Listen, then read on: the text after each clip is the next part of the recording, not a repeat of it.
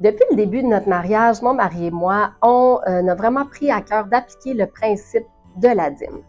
Et il y a quelques années de cela, c'était à l'approche des fêtes, comme aujourd'hui, Noël s'en venait, et je savais que si ce dimanche-là, je donnais ma dîme, il n'y en aurait plus suffisamment et il ne resterait plus assez d'argent dans le compte de banque pour payer la carte de crédit qui devait passer dans le milieu de la semaine.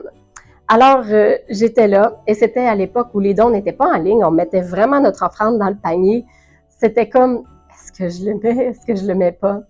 Et ce qui est venu à mon esprit, c'est ce qu'on peut lire en Proverbe 3, 9 et qui dit « Honore l'Éternel en lui donnant une part de tes biens et en lui offrant les prémices de tous tes revenus. » C'est vraiment l'idée de la première part. On ne donne pas au Seigneur s'il nous en reste. Après avoir payé la carte de crédit, dans ce passage, les prémices, c'est la première partie. Alors, par la foi, j'ai pris tout mon courage à deux mains, j'ai déposé mon chèque dans le panier et je me suis dit, on va voir qu'est-ce que Dieu va faire. Mais la beauté de la chose, c'est que Proverbe 3.9 est suivi de Proverbe 3.10 et ça dit ceci. « Alors, tes greniers regorgeront de nourriture et tes cuves déborderont de vin. » Eh bien, croyez-le ou non, vers le début de la semaine, il y a un montant complètement inattendu qui a été déposé dans notre compte de banque. C'était, je pense, une allocation que d'habitude on recevait toujours vers la fin du mois. Je ne sais pour quelle raison, cette fois-là, elle a été déposée dans le début du mois.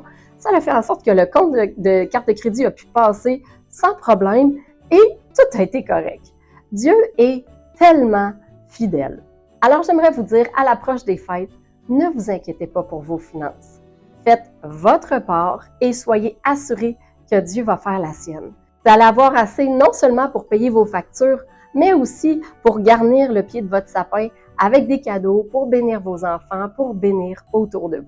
Alors sur ce, je voudrais déjà vous souhaiter de joyeuses fêtes, un très joyeux Noël et n'oublions pas de nous rappeler que notre Dieu est vraiment fidèle. Joyeux Noël! Dieu est fidèle!